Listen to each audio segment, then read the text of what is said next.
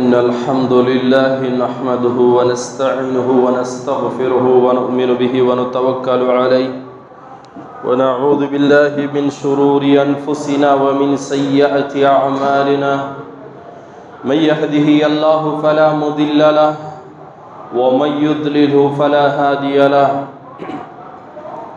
وأشهد أن لا إله إلا الله وحده لا شريك له وأشهد أن محمدًا عبده ورسوله أما بعد فإن خير الحديث كتاب الله وخير الهدي هدي محمد صلى الله عليه وسلم وشر الأمور محدثاتها وكل محدثة بدعة وكل بدعة ضلالة وكل ضلالة في النار.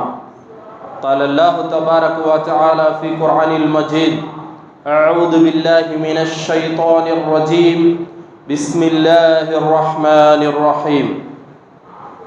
يا أيها الناس اتقوا ربكم الذي خلقكم من نفس واحدة وخلق منها زوجها وبث منهما رجالا كثيرا ونساء واتقوا الله الذي تساءلون به والأرحام إن الله كان عليكم رقيبا. بسم الله الرحمن الرحيم. يا أيها الذين آمنوا اتقوا الله حق تقاته ولا تموتن إلا وأنتم مسلمون. بسم الله الرحمن الرحيم. يا أيها الذين آمنوا اتقوا الله وقولوا قولا سديدا يصلح لكم أعمالكم ويغفر لكم ذنوبكم ومن يطيع الله ورسوله فقد فاز فوزا عظيما. సర్వ ప్రశంసలు సకల పొగడతలు సర్వలోకాలకు సృష్టికర్త పరమ పవిత్రుడు పరిశుద్ధుడైనటువంటి అల్లాహ్కు మాత్రమే శోభిస్తాయి. అల్లాహ్, ఆయన తప్ప మరొక ఆరాధ్య దైవం ఎవడూ లేడు. సకల చరాచర సృష్టికి మూలాధారం అయిన ఆయన సజీవుడు, నిత్యుడు, అనంతుడు. అంతిమ దైవ ప్రవక్త ముహమ్మద్ రసూలుల్లాహ్ సల్లల్లాహు అలైహి వసల్లం వారిపై,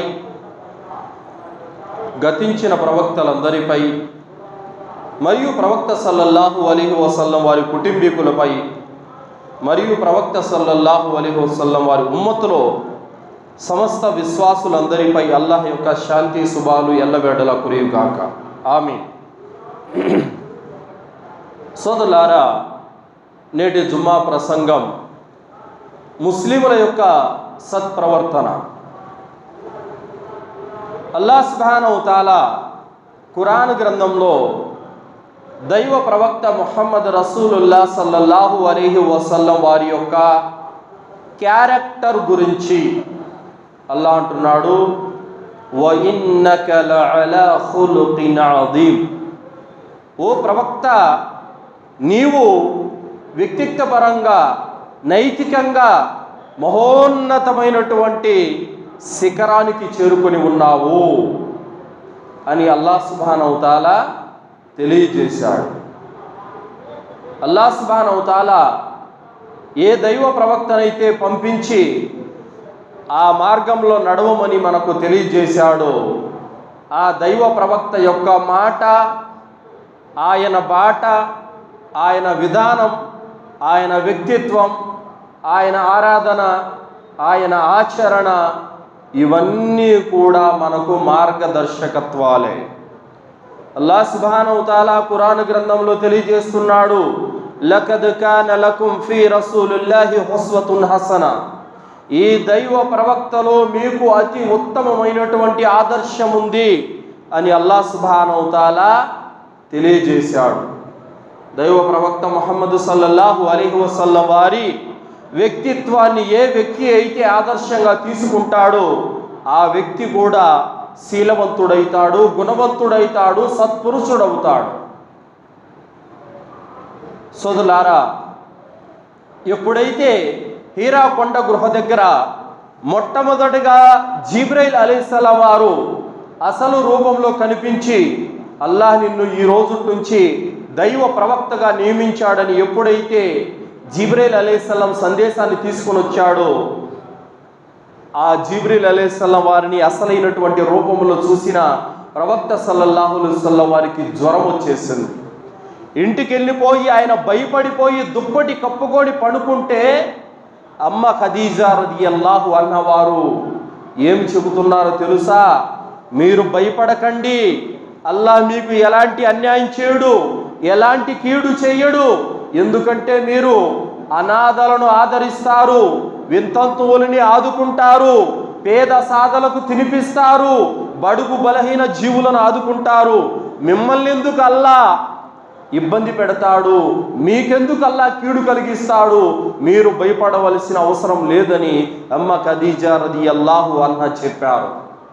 దైవ ప్రవక్త ముహమ్మద్ సల్లల్లాహు అలైహి వసల్లం వారు ప్రవక్త పదవి లభించక ముందు నుంచే ఆయనలో అతి ఉత్తమమైనటువంటి సుగుణాలు అన్నవి ఉండేవి సోదరులారా. అందుకోసమే ప్రపంచం నుండి వ్యాపార నిమిత్తం అనేక మంది దేశాలకు వెళ్ళేటటువంటి వాళ్ళు కూడా ప్రవక్త ముహమ్మద్ సల్లల్లాహు అలైహి వసల్లం దగ్గర వస్తువులు అమానతుగా పెట్టేవాళ్ళు.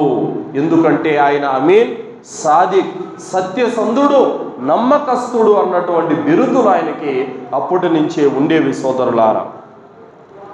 దైవ ప్రవక్త ముహమ్మద్ రసూలుల్లాహ్ సల్లల్లాహు అలైహి వసల్లం వారి గుణగణాలను చూసి, ఆయన వ్యక్తిత్వాన్ని చూసి ఇస్లాం స్వీకరించిన వాళ్ళు ఎందరో ఉన్నారు.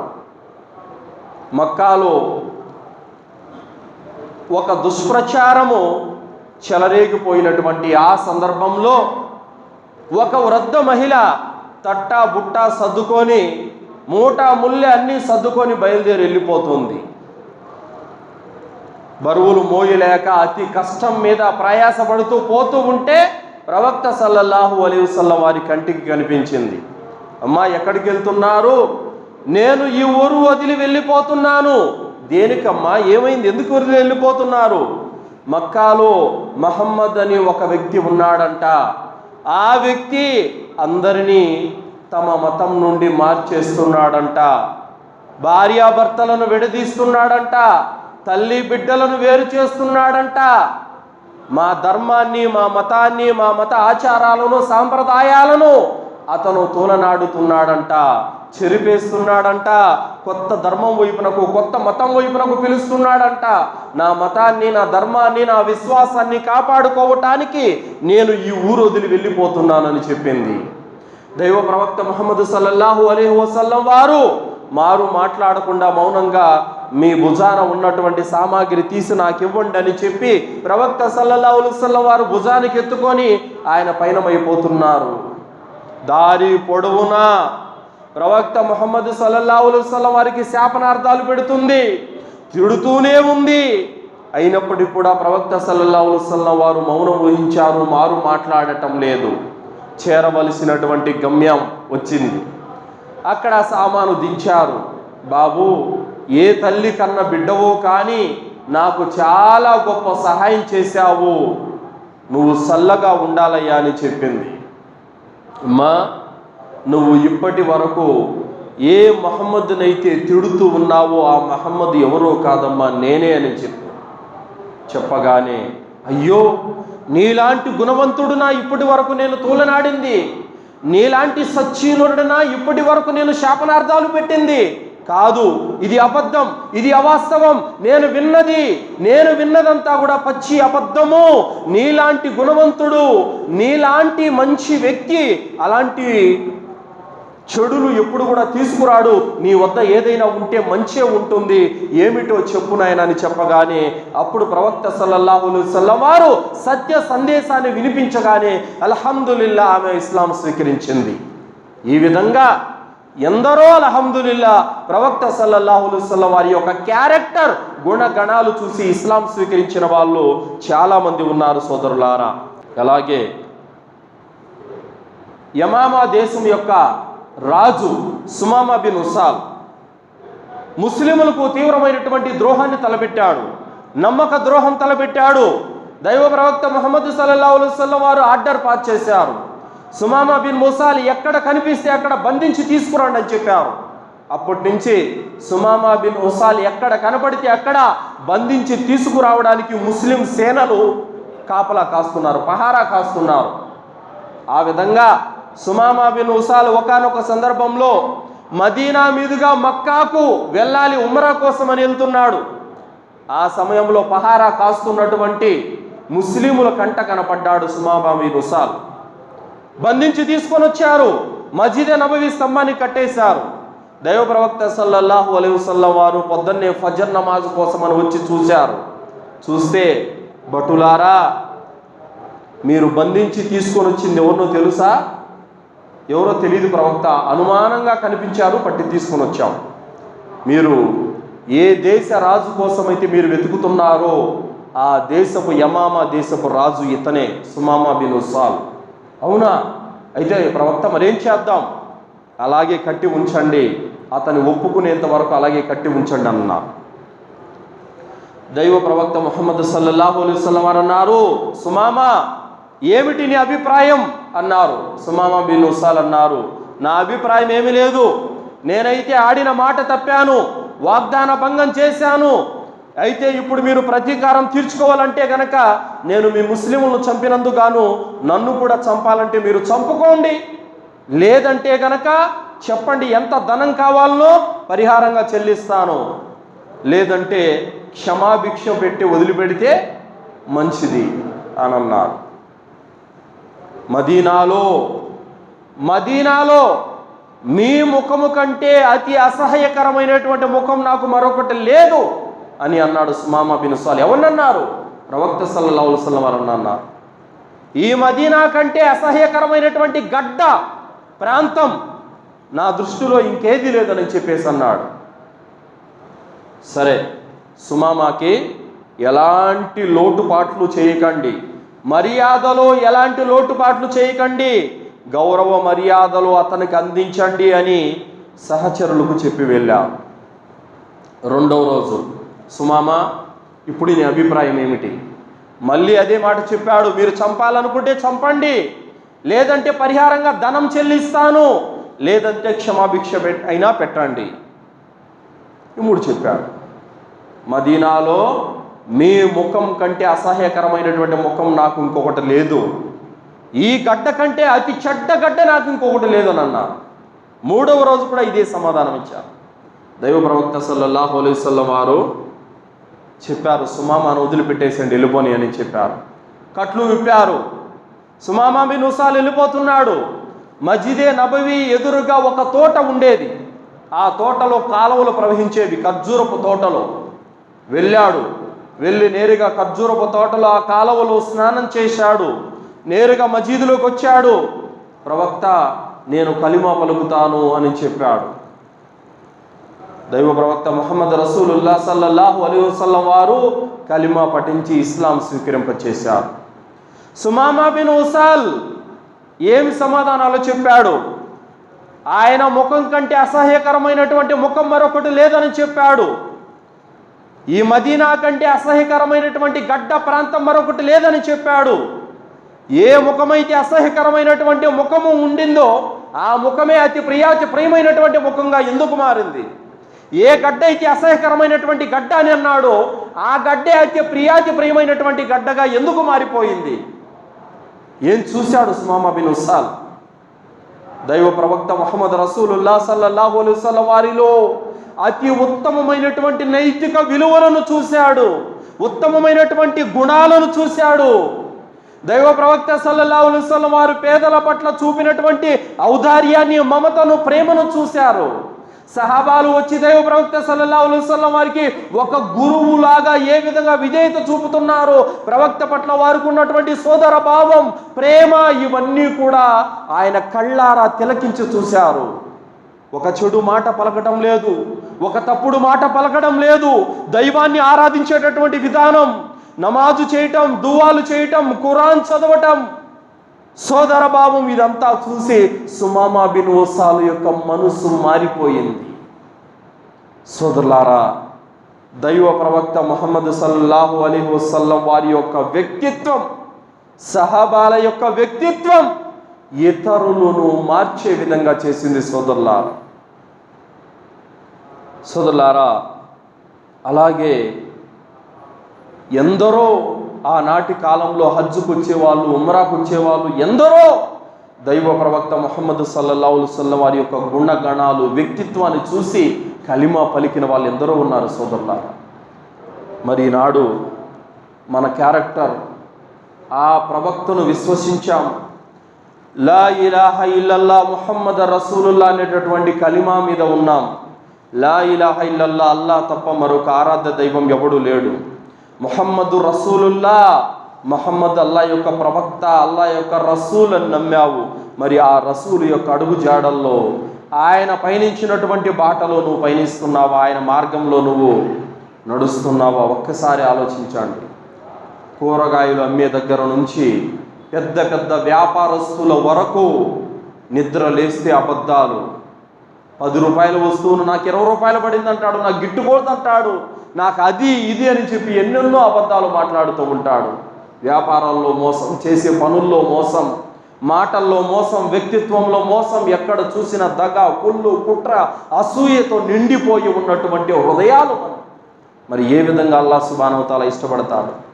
మాట మాట్లాడితే అబద్ధం, వస్తానంటాడు రాడు, చేస్తానంటాడు చేయుడు, ఇస్తానంటాడు ఇవ్వడు, అప్పు తీసుకుంటాడు, నెలల తరబడి ఎగ్గొట్టి తిరుగుతూ ఉంటాడు, ఇంటికి వెళ్తే కనిపించడు, ఫోన్ చేస్తే స్విచ్ ఆఫ్.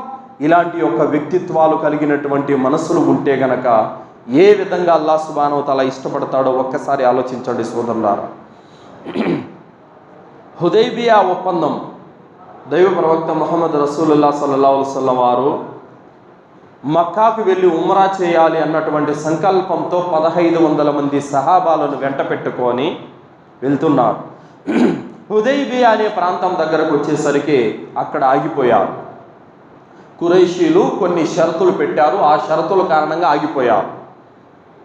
అయితే ముస్లిములకి కురైషీలకు మధ్యలో జరిగినటువంటి, మక్కా ముష్రికులకు మధ్యలో జరిగినటువంటి కొన్ని ఒప్పందాలను మాట్లాడడానికని చెప్పేసి సుహైల్ ఇబ్న్ అమ్ర్ అనేటువంటి ఒక వ్యక్తి వచ్చాడు. షరతులు చాలా ఉన్నాయి, అనేక విషయాలు మాట్లాడుకున్నారు. ఆ ఉత్తరం మీద దైవ ప్రవక్త ముహమ్మద్ సల్లల్లాహు అలైహి వసల్లం అల్లా రసూల్ అనే ముద్ర కూడా వేశారు. అయితే మేము అల్లా రసూల్ అని నమ్మడం లేదు కదా, అది నమ్మితే ఇంక యుద్ధాలు ఎందుకు, మేము నమ్మడం లేదు, మహమ్మద్ బిన్ అబ్దుల్లా అని రాయండి అన్నారు. అలాగే రాశారు. అయితే సోదరులారా, సుహైల్ ఇబ్న్ అమ్ర్ మక్కా ముష్రికుల దగ్గరికి వెళ్ళి ఏమంటున్నాడు తెలుసా? అబూ జహల్, అబూ లెహబ్, ఉమయ్యా బిన్ ఖల్ఫ్, అబూ సుఫియాన్, పెద్ద పెద్ద సర్దారుల దగ్గరికి వెళ్ళాడు సుహైల్ ఇబ్న్ అమ్ర్. వెళ్ళాడు, అన్నాడు, ఏమన్నాడంటే, అయ్యా, నేను నా జీవితంలో ఎప్పుడూ చూడలేనటువంటి దాన్ని ఈరోజు నేను ఒకదాన్ని చూశాను. దేశాలు తిరిగాను, దేశాలు తిరిగాను, రాజులను చూశాను, చక్రవర్తులను చూశాను, మంత్రులను చూశాను, అధికారులను చూశాను, ఆస్వాములను, భూస్వాములను కూడా నేను చూశాను, ధనవంతులను, కోటీశ్వరులను కూడా నేను చూశాను. కానీ ముహమ్మద్ సల్లల్లాహు అలైహి వసల్లం వారి సన్నిధి ఏ విధంగా ఉంటుందంటే, ఆయనకు సహచరులు చూపే విధేయత ఏ రాజ దర్బారులో కూడా కనపడదు. ఆయన నోటి గుండా ఒక్క మాట రావడం ఆలస్యం. నేను చేస్తా పని సహాబాలు వంతులేసుకుంటున్నారు. ఆయన ఏదైనా నోటిలో నుంచి ఉమ్ము వస్తే కూడా ఆ ఉమ్మి నేల మీద పడటం లేదు, ఎవడో ఒకటి చేతిలో పడుతుంది. ఆ ఉమ్మిని శుభప్రదంగా భావించి ముఖానికి చేతులకు తుడుచుకుంటున్నారు. ఆయన పడుకోవాలంటే పడక ఏర్పాటు చేసుకుంటున్నారు. ఆయన తినాలంటే తిండి ఏర్పాటు చేస్తున్నారు. ఆయన వుజూ చేసుకోవడానికి నీళ్ళు ఏర్పాటు చేస్తున్నారు. ఆయన దగ్గర చెప్పే మాటలు వినటానికి తల కూడా తిప్పకుండా కూర్చొని వింటున్నారు ఆయన బోధనలు. ఇలాంటి విధేయత, ఇలాంటి ప్రేమ, ఇలాంటి గౌరవం ఏ దేశాది నేతల దగ్గర కూడా నేను చూడలేదండి అని చెప్పేసి సుహైల్ ఇబ్న్ అమ్ర్ కురైషీలకు చెప్పాడు. సోదరులా, ఎంత విలువలతో కూడుకున్నది ఇస్లాం తెలుసా? అలాంటి ఇస్లాంని ఈరోజు ఏ విధంగా అబాసుపాలు చేస్తున్నారంటే, గడ్డాలు పెంచుకొని సిగరెట్లు తాగే వాళ్ళు కొందరు, గడ్డాలు పెంచుకొని పాన్బరాకలు వేసుకునే వాళ్ళు కొందరు, గడ్డాలు పెంచుకొని గుట్కాలు నమిలే వాళ్ళు కొందరు, గడ్డాలు పెంచుకొని నిద్ర లేసినట్టు వడ్డీ వ్యాపారాలు చేసే వాళ్ళు కొందరు, వ్యాపారాలలో మోసాలకు పాల్పడేటటువంటి వారు కొందరు. సోదరుల, ఎక్కడైనా సరే రోడ్డు మీద పోతూ ఉంటే పోలీసు వాళ్ళు అందరినీ లైసెన్సులు అడుగుతూ ఉంటారు, కానీ అల్హమ్దులిల్లా టోపీ గడ్డం ఉన్నటువంటి వ్యక్తికి విలువిస్తారు. అల్హమ్దులిల్లా దాన్ని కూడా నీ చేతులారా నువ్వు పాడు చేసుకుంటున్నావు. నీ గౌరవాన్ని, నీ ధర్మానికి ఉన్నటువంటి ఔన్నత్యాన్ని నీ చేతులారా నువ్వు తుడి చేసుకుంటున్నావు. కావున సోదరులారా, ఇస్లాం అనేది అతి విలువలతో కూడుకున్నటువంటి ధర్మం సోదరులారా. ముస్లిం అంటే ఆనాటి క్యారెక్టర్ ఈనాడు ముస్లిములలో లేదు. ఆనాటి వ్యక్తిత్వం, ఆనాటి విలువలు ఈనాడు ముస్లిములలో లేవు సోదరులారా. కనీసము ప్రజల్లోనే కాదు, ఇంట్లో తన తల్లిదండ్రుల దగ్గర, తన భార్య దగ్గర, తన బిడ్డల దగ్గర కూడా ఎలాంటి విలువలు లేనటువంటి జీవితం నేడు ముస్లిములది. నిద్ర లేచిన అంటే ఒక్క భార్య ఉంటే ఒక్క భార్యతోనే ఎన్నో సమస్యలు, ఎన్నో ఇబ్బందులు, ఎన్నో గొడవలు, ఎన్నో తలనొప్పులు, ఎన్నో పంచాయతీలు. దైవ ప్రవక్త ముహమ్మద్ సల్లల్లాహు అలైహి వసల్లం వారి 11 మంది భార్యలు ఉన్నప్పటికీ కూడా ప్రతి భార్య ప్రవక్త సల్లల్లాహు అలైహి వసల్లం వారిని ప్రేమించింది. ఎంతగా ఆయన భార్యల పట్ల ప్రేమను చూపి ఉంటే, ఎంతగా ప్రవక్త సల్లల్లాహు అలైహి వసల్లం వారి యొక్క క్యారెక్టర్, ఆయన విధానం వాళ్ళకు నచ్చి ఉంటే చూడండి సోదరులారా, ప్రతి భార్య కూడా ముహమ్మద్ సల్లల్లాహు అలైహి వసల్లం వారిని అమితంగా ప్రేమించింది. సోదరులారా, ఒకానొక సందర్భంలో అమ్మ ఆయిషా రదియల్లాహు అన్హా వారి ఇంటికి ఒక బానిసరాలు మరొక భార్య ఏదో వంటకం ఇచ్చి పంపితే గిన్నెలో తీసుకొని వచ్చింది. ప్రవక్త సల్లల్లాహు అలైహి వసల్లం వారు కూడా అమ్మ ఆయిషా రదియల్లాహు అన్హా దగ్గర ఉన్నారు. అమ్మ ఆయిషా రదియల్లాహు అన్హా వారికి సలాం చెప్పి ఆ బానిసరాలు ఇంట్లోకి వచ్చింది. అమ్మ, మీకు మరొక ఆవిడ అంటే మీ సవితి ఫలానా వంటకం ఇచ్చి పంపారు, ఇదిగో తీసుకోండి అనగానే దాన్ని నేలకేసి కొట్టు, నాకు అవసరం లేదని చెప్పింది ఆమె విశ్వాసుల తల్లి ఆయిషా రదియల్లాహు అన్హా ఆమె చెప్పిన తర్వాత విధేయత చూపాలి కాబట్టి బానిస స్త్రీ నేలకేసి కొట్టడంతో ఆ మట్టి గిన్నె పగిలిపోయింది. దైవ ప్రవక్త ముహమ్మద్ సల్లల్లాహు అలైహి వసల్లం వారు నేరుగా కిందికి వంగి పగిలిపోయినటువంటి ఆ మట్టి పెంకులన్నీ కూడా ఒక చోట తీసి బానిసరాలతో అంటున్నారు, మీ అమ్మకు కోపం వచ్చిందిలే అన్నారు. ఆ స్థానంలో ఒకవేళ మనమే గనం ఉంటే ఏం చేస్తాం సోదరులారా? ప్రవక్తలో అంత ప్రశాంతత, అంతటి నెమ్మదితత్వం, అంతటి చల్లదనం అనేది ఉంది సోదరులారా. అందుకే 10 కుటుంబాల మధ్యన 11 మంది భార్యల మధ్యన ఆయన అలాంటి వ్యక్తిత్వం అనేది ఉంది కాబట్టే అల్హమ్దులిల్లా ఆయన నిమ్మలంగా ఉండగలిగారు. ఒక్క భార్యతో ఈరోజు ఎందుకు వస్తున్నాయి? ఎంతసేపు భార్యను అంటారే తప్ప మనలో ఏముంది చక్కదిద్దుకోవాల్సినటువంటి పరిస్థితి అనేది ఒక్కసారి కూడా ఆత్మ పరిశీలన చేసుకోరు. ఉప్పు తక్కువైనా తిట్టడమే, కారం తక్కువైనా తిట్టడమే, ప్రతిదానికి కూడా చిరుబుర్రులాడటమే. ఇది ప్రవక్త నేర్పిన విధానమా? ఇది ప్రవక్త నేర్పిన పద్ధత? ప్రవక్త సల్లల్లాహు అలైహి వసల్లం వారు తన భార్యలతో ఏ విధంగా నడుచుకున్నారో మనం చదవలేదా, వినలేదా? బయట ఏదో విధంగా ఫెయిల్యూర్, ఇంట్లో కూడా ఫెయిల్యూర్ అయితే ఇంకా మన క్యారెక్టర్ అని చెప్పుకోవడానికి ఏముంటుంది సోదరులారా? దైవ ప్రవక్త ముహమ్మద్ సల్లల్లాహు అలైహి వసల్లం వారి యొక్క జీవితం ఆదర్శవంతమైనటువంటి జీవితం సోదరులారా. అల్లాహ్ సుబ్హానహు వ తఆలా ఖురాన్ గ్రంథంలో తెలియజేశాడు, ఇన్నల్లాహ యఅమురు బిల్ అద్లి వల్ ఇహ్సాన్ వ ఈతాయి దిల్ కుర్బా వ యన్హా అనిల్ ఫహ్షాయి వల్ మున్కర్ వల్ బగ్యి యఇదుకుం లఅల్లకుం తదక్కరున్. సూరా నహ్ల్ 90వ వాక్యంలో అల్లాహ్ అంటున్నాడు, అల్లాహ్ న్యాయం చేయమని, ఉపకారం చేయమని, బంధువుల హక్కులు నెరవేర్చమని ఆదేశిస్తున్నాడు. మరియు ఆయన నీతి బాహ్యమైన అశ్లీల పనుల నుండి, చెడుల నుండి, దౌర్జన్యపు పనుల నుండి దూరంగా ఉండమని ఆపుతున్నాడు. ఈ ఆయతలో 3 ఆదేశాలు ఇచ్చాడు అల్లాహ్ తాలా. 3 ఆదేశాలు, మళ్ళీ 3 నిషేధాలు ఇచ్చాడు.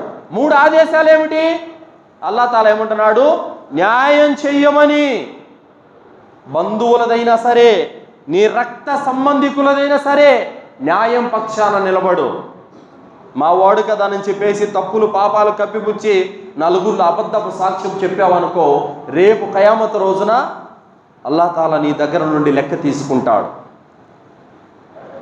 అలాగే ఉపకారం చేయమని, అంటే మేలు చేసిన వారికి, కీడు చేసిన వారికి సైతం నువ్వు ఉపకారం చేయమని, మళ్ళీ కీడు తలపెట్టొద్దని. వాడు చెడు చేస్తే నువ్వు కూడా చెడు చేయకు, నువ్వు ఉపకారం చేయి. తర్వాత బంధువుల హక్కులు నెరవేర్చమని 3 ఆదేశాలు. న్యాయం చేయమని, ఉపకారం చేయమని, బంధువుల హక్కులు నెరవేర్చమని అల్లాహ్ సుబ్హానహు వ తఆలా చెప్పాడు. ఈ 3 ప్రవక్త సల్లల్లాహు అలైహి వసల్లం వారు విజయం సాధించారు. అల్హమ్దులిల్లా, విజయం సాధించారు. నా కూతురు ఫాతిమా అయినా సరే ఆమె చేతులు నరికేస్తాను దొంగతనం చేస్తే అన్నారు ముహమ్మద్ సల్లల్లాహు అలైహి వసల్లం వారు. అలాగే చాలా సందర్భాల్లో తీర్పులు ప్రవక్త ముహమ్మద్ సల్లల్లాహు అలైహి వసల్లం కుటుంబీకులకు కూడా ఎన్నోసార్లు ముహమ్మద్ సల్లల్లాహు అలైహి వసల్లం వారు న్యాయవంతమైనటువంటి తీర్పులు చేశారు. అల్హమ్దులిల్లా. దైవ ప్రవక్త ముహమ్మద్ సల్లల్లాహు అలైహి వసల్లం వారు కీడు తలపెట్టాలని చూసిన వాళ్ళు కూడా ఆయన 17 సార్లు హత్య చేయాలని చూసిన శత్రువులను కూడా ఆయన ఉపకారం చేసినటువంటి మహోన్నతమైనటువంటి వ్యక్తి ప్రవక్త సల్లల్లాహు అలైహి వసల్లం వారు. బంధువుల హక్కులు నెరవేర్చినటువంటి వ్యక్తి ప్రవక్త సల్లల్లాహు అలైహి వసల్లం వారు. ఈనాడు ఏదన్నా మాట వస్తే ఇక వాడితో సంవత్సరాల తరబడి మాటలు తెంచుకున్నటువంటి సందర్భాలు నేడు. 3 రోజులకు మించి మాట్లాడుకోకుండా ఉండకూడదు అనే ఆదేశాలు ఎన్నో ఉన్నాయి సోదరులారా ఖురాన్ హదీసుల్లో. కానీ వాటితో మనకు సంబంధం లేదు. ఏదో మాట వచ్చింటుంది, నెలలు గడిచిపోతున్నాయి, సంవత్సరాలు గడిచిపోతున్నాయి. వాడు నీతో పాటు నమాజ్ చదివేవాడే, నీతో పాటు అల్లా ఇబాదత్ చేసేవాడే, నీతో పాటు లా ఇలాహ ఇల్లల్లాహ్ ముహమ్మద్ రసూలుల్లాహ్ పలికినోడే, నీతో పాటు వాడు కూడా ముస్లిమే. అయినా కూడా ఎందుకు శత్రువులా భావిస్తున్నావు? అయినా కూడా ఎందుకు అతన్ని దూరం పెడుతున్నావు? ఎందుకు ఈ ఎడమొహం పెడమొఖం, ఈ ఎడమొహం పెడమొహము, శత్రుత్వం, అసూయ, ద్వేషం, వీటితో రేపు పరలోకానికి వెళ్ళిపోయి ఏం సాధిస్తావు? ఇవి తీసుకొచ్చినందుకు, ఇవి మూట కట్టుకొని వచ్చినందుకు అల్లా నీకేమైనా గిఫ్ట్ ఇస్తాడా? దానికి బదులు అల్లాహ్ సుబ్హానహు వ తఆలా ఖయామత్ రోజున హిసాబ్ చేస్తాడు. నా దాసుడా, నా ఆరాధనలైతే సక్రమంగా పాటించావు కానీ తోటి నీ సోదరిని హక్కును కొల్లగొట్టావు, బంధువుల హక్కులను విచ్ఛిన్నం చేశావు. ఏంటి నీ పరిస్థితి రేపు అల్లాహ్ దగ్గర? చెల్లెలతో, అక్కతో, అన్నదమ్ములతో, బావబామర్దులతో, చివరికి అమ్మానాన్నలతో కూడా మాటలు తెంచుకున్న దౌర్భాగ్యులు ఉన్నారండి. ఏ విధంగా మన క్యారెక్టర్ అల్లాహ్ తాలా ఇష్టపడతాడు ఒక్కసారి ఆలోచించండి సోదరులారా. తర్వాత అల్లాహ్ తాలా ఏమన్నాడు? నీతి బాహ్యమైన పనుల నుండి దూరంగా ఉండండి, చెడు నుండి దూరంగా ఉండండి, దౌర్జన్యపు పనుల నుండి దూరంగా ఉండండి. 3 నిషేధాలు, 3 ఆజ్ఞలు అల్లాహ్ సుబ్హానహు వ తఆలా ఇందులో ఇచ్చాడు. ఈ ఆయతని ఉమర్ బిన్ అబ్దుల్ అజీజ్ రహ్మతుల్లాహి అలైహి గారు ఆయన ఖిలాఫత్ పరిపాలనా కాలంలో జుమ్మా ఖుత్బాలో ఈ ఆయతులు చేర్చమని ఆర్డర్ చేశారు ఆయన. అప్పటి వరకు ఈ ఆయతు లేదు జుమ్మా ఖుత్బాలో, అప్పటి వరకు లేదు. ఉమర్ బిన్ అబ్దుల్ అజీజ్ రహ్మతుల్లాహి అలైహి గారు పండితులకు అందరికీ ఆదేశాలు జారీ చేశారు, ఈ ఆయతును జుమ్మా ఖుత్బాలో యాడ్ చేయండి అని చెప్పారు. అప్పటి నుంచి ఇప్పటి వరకు దాన్ని అమలు చేస్తూనే ఉన్నారు అల్హమ్దులిల్లా. సోదరులారా, ఈ ఆయతు గురించి అబ్దుల్లా బిన్ మసూద్ రదియల్లాహు అన్హు వారు అన్నారు, అల్లాహ్ సుబ్హానహు వ తఆలా మొత్తం ఖురాన్కి ఈ ఆయతును పెట్టినా కూడా సరిపోయేది, అంత పరమార్థం ఉంది ఈ ఆయతులో అని చెప్పేసి అబ్దుల్లా బిన్ మసూద్ రదియల్లాహు అన్హు వారు తెలియజేశారు.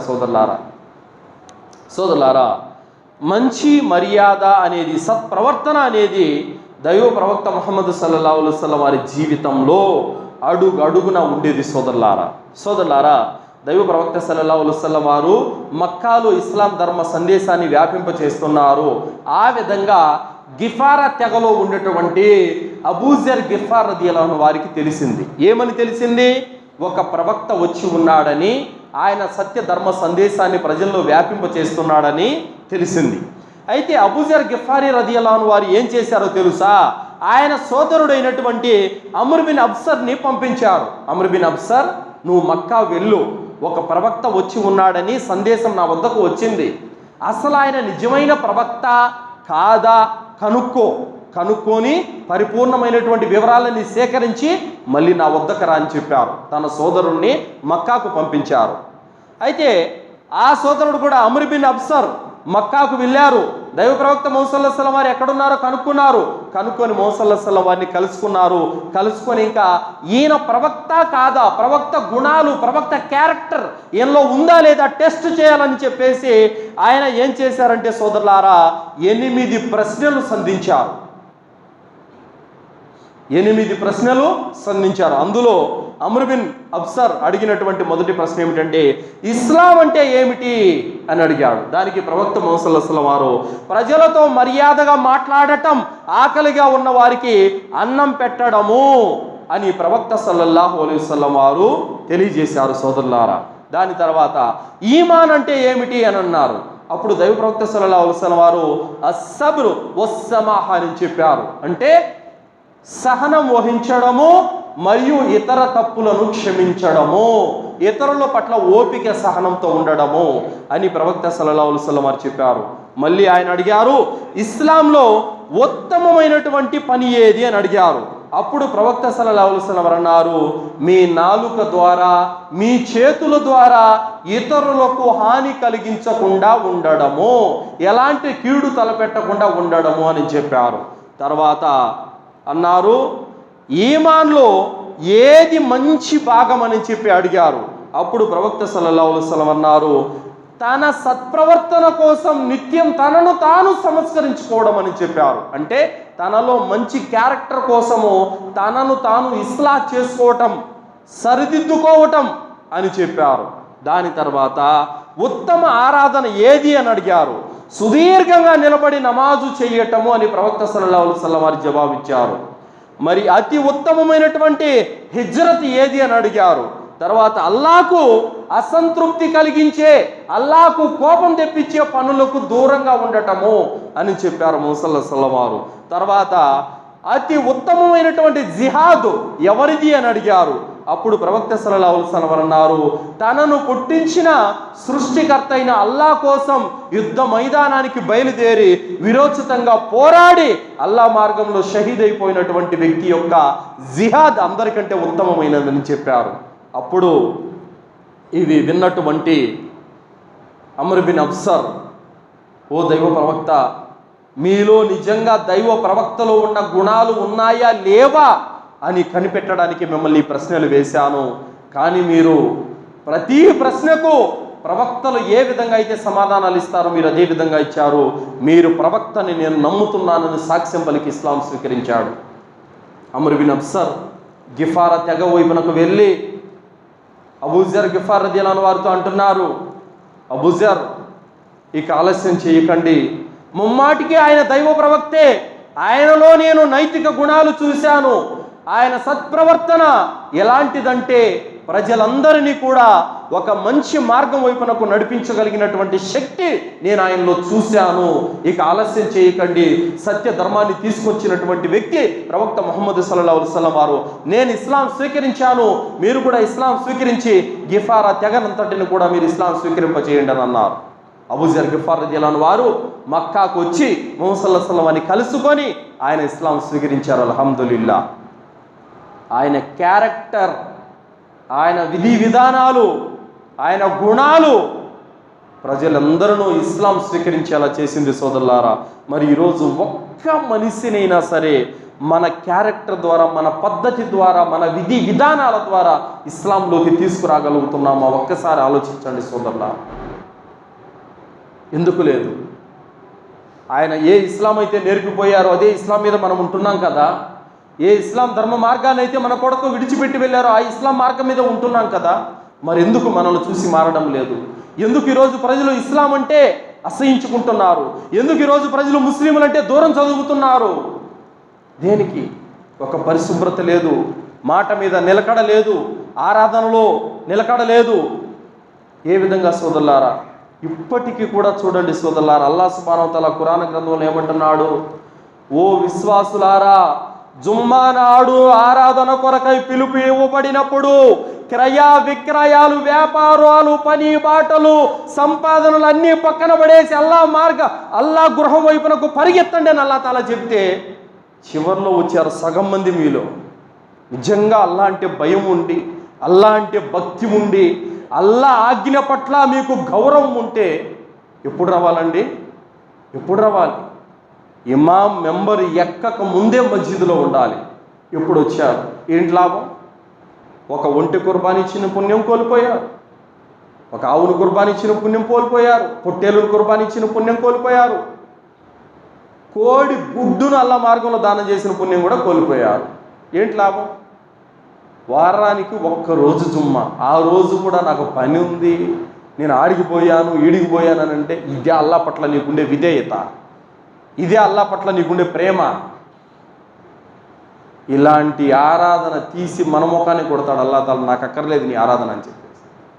భక్తి, ప్రేమ, భయం, విధేయత ఉంటే ఎప్పుడు రావాలండి? ఎప్పుడు వస్తున్నారు? వహన్ అంటే ఏందో తెలుసా? జబ్బు.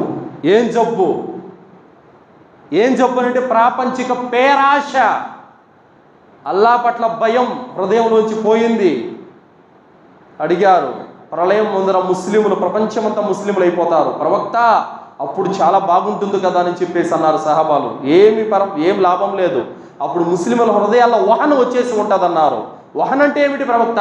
ప్రాపంచిక ప్రేమ, పేరాశ, దైవభీతి హృదయాల నుండి వెళ్ళిపోతుంది. అప్పుడేమవుతుంది ప్రవక్త? అవిశ్వాసులు నాయకులై, దౌర్జన్యపరులై తొక్కుతారు మీ మీద. మీరు ఉంటారు ముస్లిములు, చాలా జనసంఖ్య ఎక్కువగా ఉంటారు, కానీ సముద్రం అలల తాకిడికి కొట్టుకొని చివరిలో సముద్రం ఒడ్డుకు చెత్త పేరుకొని ఉంటుంది కదా, ఆ చెత్తతో సమానం మీరు అన్నారు ముసల్లల్లాహు వారు. ఎస్, వాస్తవం. అందుకే ఈరోజు అవిశ్వాస నాయకులు ఎందుకు నెత్తి తొక్కుతున్నారు?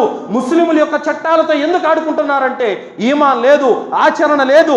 ముస్లింలో షిర్క్ వచ్చేసింది, బిదాత్ వచ్చేసింది, ఆచరణలో వెనకబడిపోయి ఉన్నారు.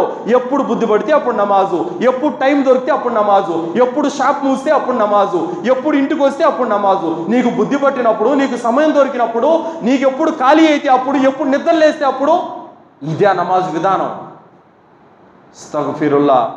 అందుకు ఈరోజు అవిశ్వాసులు నెత్తి తొక్కుతున్నారు. మీరు మారండి, కంప్లీట్ షిర్కు మీ ఇంటి నుండి తరిమేయండి, ఖురాన్ హదీస్ వైపునకు రండి, నమాజు సక్రమంగా స్థాపించండి, అల్లా ఆదేశాలను సరిగా పట్టుకోండి. అల్లా తాలా ఇలా తిరగదిప్పేస్తాడు, మళ్ళీ ముస్లింలను రాజ్యాలకు నాయకులుగా చేస్తాడు అల్లా తాలా. అరేబియా సామ్రాజ్యం తుచ్చులు, ఎందుకు పనికిరానటువంటి వారని చెప్పేసి అలెగ్జాండర్ వాళ్ళని వదిలిపెట్టేశాడు. వీళ్ళ జోలికి పోయినా కూడా దరిద్రం అని చెప్పేసి వాళ్ళ పద్ధతులు, వాళ్ళ అలవాట్లు నచ్చక ఆయన వాళ్ళ మీద యుద్ధం కూడా చేయలేదు. అలాంటి అల్పులుగా, నీచులుగా భావించబడినటువంటి అరేబియా సామ్రాజ్యం ఎప్పుడైతే ఖురాన్ గ్రంథం చేతపట్టిందో ప్రపంచాన్నే ఏలేటటువంటి చక్రవర్తులని, రాజులను చేసింది ఇస్లాం ధర్మం. అల్హమ్దులిల్లా. ఖురాన్ ఎవరైతే షిర్క్, బిదాత్ వదిలిపెట్టేస్తారో అలాంటి వారిని ప్రపంచాలను ఏలే రాజులను, నాయకులను చేస్తుంది ఇస్లాం ధర్మం. ఈరోజు ఆరాధన లేదు, షిర్కు, బిదాతు, పాపాలు, మోసం, ఇలాంటి వాటిలో ముస్లిములు కూరుకుపోయి ఉన్నారు. కాబట్టి అందుకే ఈరోజు అల్లా మద్దతు లేదు. ఇప్పుడు మస్జిద్ నిండిపోయింది. జోహర్కి, అలాగే అసర్కి, మగ్రిబ్కి, ఇషాకి 2-3 సఫులు. ఫజర్లో అయితే ఇమాం సాబుతో 4 అంతే, ఇంకెవరు ఉండరు. ఎందుకు? ఇలా ఉంటే అల్లా మద్దతు లభిస్తుందా? లేదు.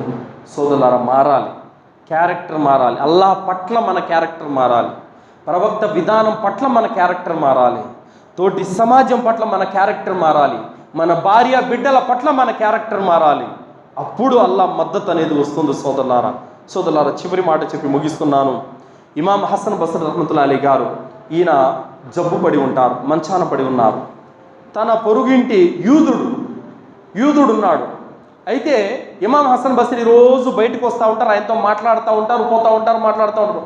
కానీ ఆయన ఒక 3 రోజుల నుంచి బయటికి రావడం లేదు. ఏం జరిగిందో చూద్దామని యూదుడు అనుమతి కోరి ఇమాం హసన్ బస్రీ ఇంటికి వెళ్ళారు. ఇంటికి వెళితే ఆయన మంచం మీద ఉన్నారు.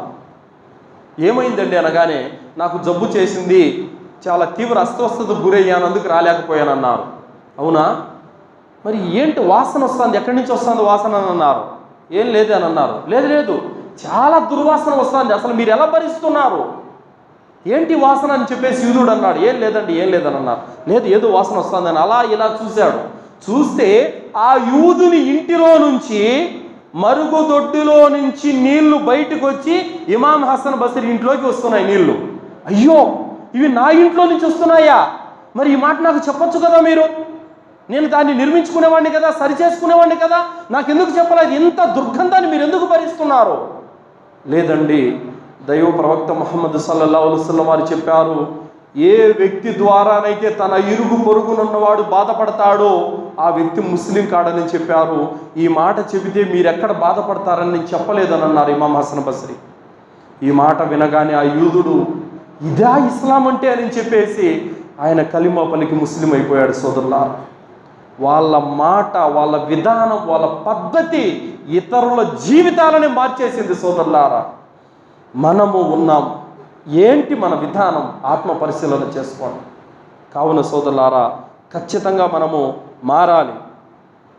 అల్లాహ్ సుబ్హానహు వ తఆలా ఖురాన్ గ్రంథంలో అంటున్నాడు, అల్లదీన యున్ఫికూన ఫిస్సర్రాయి వద్దర్రాయి వల్ కాదిమీనల్ గైద్ వల్ ఆఫీన అనిన్ నాస్ వల్లాహు యుహిబ్బుల్ ముహ్సినీన్.